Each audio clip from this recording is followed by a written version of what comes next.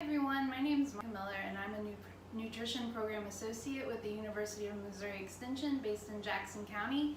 Today I'm going to show you how to make an Asian citrus chicken dish from foodhero.org.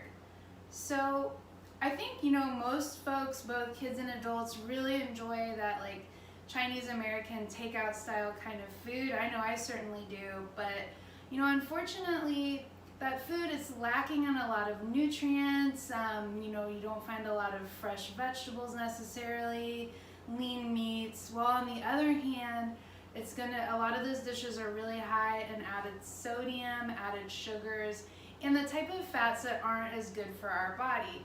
So because of this, I've been really into making my own takeout style Asian dishes at home lately. And this citrus Asian chicken is definitely a go-to in my house. I also make this almost every single time that I teach a children's class, and it's always a huge hit. So it's a really big, family-pleasing meal. For this dish, we really don't need a whole lot of equipment. You need a fairly large skillet because you're gonna see here when we go through the ingredients, we're working with a pretty big volume of food. So I've got this nice about 10 cup skillet right here, and I'm gonna go ahead and heat that up to 350 degrees so that it's ready to go here in just a minute. You're also gonna need a nice sharp knife, a cutting board, some sort of tongs, any kind of stirring utensil that's gonna be heat safe. You're gonna need a measuring cup, and you're also gonna need some measuring spoons. For our ingredients, it's a little bit of a lengthy list, I will admit that. However, a lot of the ingredients are things that are really common. Most people already have them in their refrigerator and pantry. Again, because of that really lengthy ingredient list, I hope you will all forgive my cheat sheet right here. So let's get started. I've already washed my hands, warm water, soap, 20 seconds, got them nice and clean. So let's go ahead, let's make things easy on ourselves. Let's go ahead and make sure we have everything we need chopped, measured, ready to go so that we can get cooking. The first thing I need is 2 tablespoons of vegetable oil, 3 chicken breasts that are skinless, boneless, and cut into small cubes.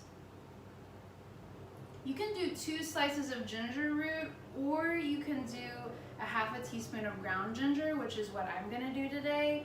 And I've got that mixed in with my garlic powder, which is about a 1/4 teaspoon of garlic powder. You could also use a clove of fresh garlic if you have that on hand. We need 1 8-ounce can of pineapple chunks that I've got drained right here. If it's at all possible, look for that canned pineapple that's either canned in water or canned in its own juice so that you can avoid some of those added sugars that we're trying to kind of leave out of this recipe so it's a little better for us. You're also gonna need some chicken broth, or you can also use water that you've mixed with a bouillon cube, which is what I've done right here. So half a cup of that reconstituted chicken bouillon. You're gonna need 2 tablespoons of vinegar. I'm using rice wine vinegar because I have it, but any vinegar that you enjoy cooking with is gonna be great in this recipe. We need 4 cups of sliced vegetables. When I'm making stir fry, I think it's kind of like a fun personal challenge to try to get as many colors as I can get. So for this dish, I'm using some white onion, a yellow bell pepper, and green onions. Now, kind of the whole point of a stir fry is you're cooking things quickly so that they maintain a little bit, especially the vegetables, some of their texture. So you want to be able to cook them quickly, and you want them to be able to cook at the same time. So it's really important that when you're slicing your vegetables, when you're slicing your meat, you're slicing them roughly the same size so that they're going to take the same amount of time to cook. If you're using an especially dense vegetable in this dish, like maybe carrots, consider cutting those even thinner because they often take a lot longer than other things. You don't want to have blackened onions and carrots that are barely cooked through. You want to cut them roughly the same size. We need a half a cup of orange juice right here, 2 tablespoons of soy sauce, 1 tablespoon of sugar, 3 tablespoons of cornstarch. This is what's going to help thicken up our dish and give us that nice kind of silky sauce that's great to spoon over some whole grain brown rice. And then 1 medium tomato cut into wedges. This seems a little bit like unusual for an Asian style dish, but when you add this at the very end, it just kind of gives a little bit of like extra fresh like pop with that texture to kind of you know, balance out the things that have been cooking a little bit longer. So we're gonna get started by heating up our 2 teaspoons of olive oil. And to that, I'm gonna add my chicken breast.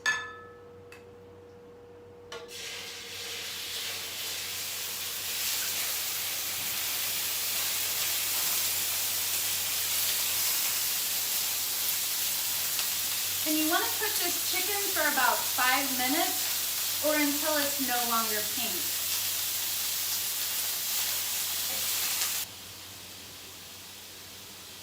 Thanks to the magic of television, we're back. It's been about 5 minutes and my chicken is no longer pink, which is telling me that it's nicely cooked through the whole way. I'm gonna go ahead and add my ginger and garlic powder. Just gonna sprinkle that over the chicken to coat. Give that a stir, kind of wake those spices back up by letting them come into contact with the heat before we start to add our liquids. That smells so good. Okay, then I'm gonna add my pineapple juice that I've separated from the pineapple chunks and my canned pineapple.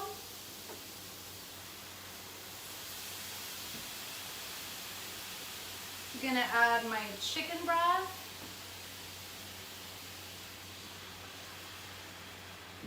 And I'm gonna add that vinegar.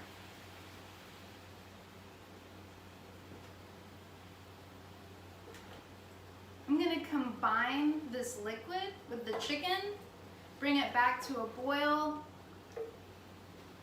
cover with the lid, and we're gonna let this simmer for about another 5 minutes just to ensure that that chicken is cooked all the way through.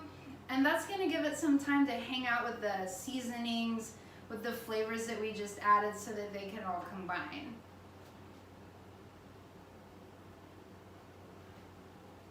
It's been 5 minutes that the chicken's been in there cooking with the juice and broth and seasoning, so I'm gonna carefully remove the lid by opening it so that the steam comes out away from my face.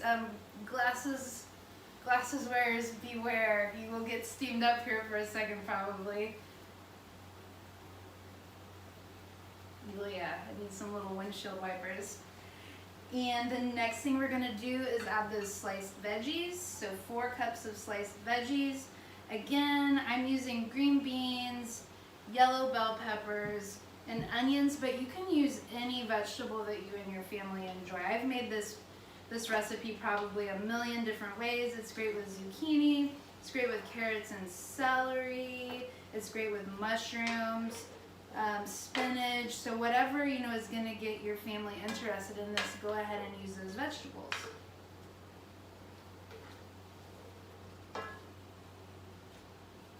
Okay, I've got that nice and combined in my skillet.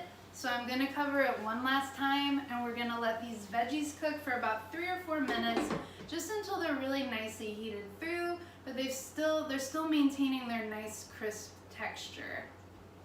For about 3 minutes, we're on to our final steps. This smell is driving me absolutely wild, so I'm pretty excited. We're gonna take that 1/2 cup of orange juice, and we're gonna combine it with our cornstarch and with our soy sauce. The way that I like to do this is I first empty the cornstarch into a bowl that I can mix it in. And I like to add just a little bit of the liquid.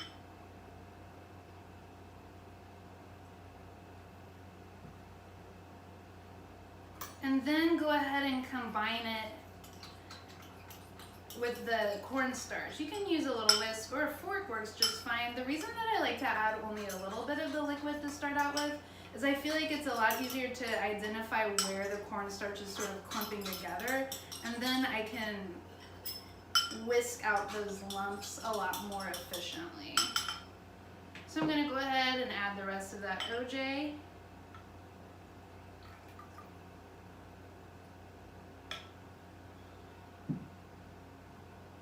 my 2 tablespoons of low sodium soy sauce. Give that an extra little stir.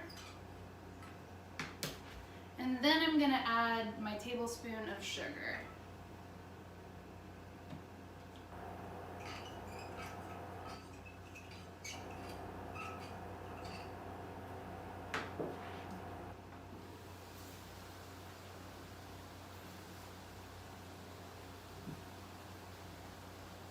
Just pour that right over everything. I'm gonna get in there with my spoon and just make sure I'm getting every little last bit of that mixture. And as this heats up with our ingredients, with that warm broth, it's almost like magic. It just starts to thicken up super quickly right before your eyes. So I'm just gonna kind of keep it moving, because now that we've added the sugar, the cornstarch, the soy sauce, if it kind of sits in one place for too long, it might burn a little bit. So you really want to keep it moving at that point.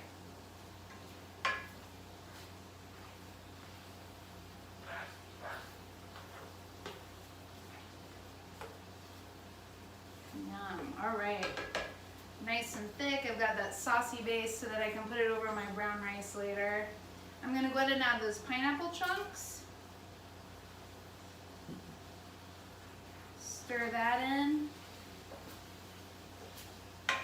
Woo! Getting foggy again.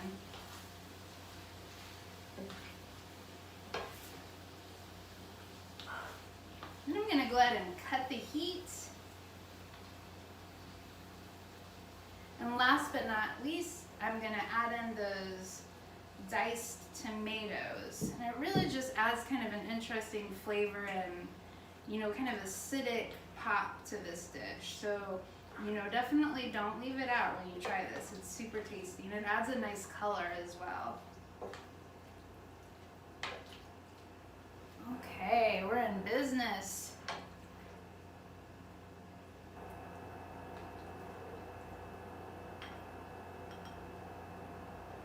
Get some of those nice red tomatoes in there. So here we go. We've got the Food Hero Asian citrus chicken. I hope that you'll consider giving this recipe a try next time you and your family are craving some Chinese takeout.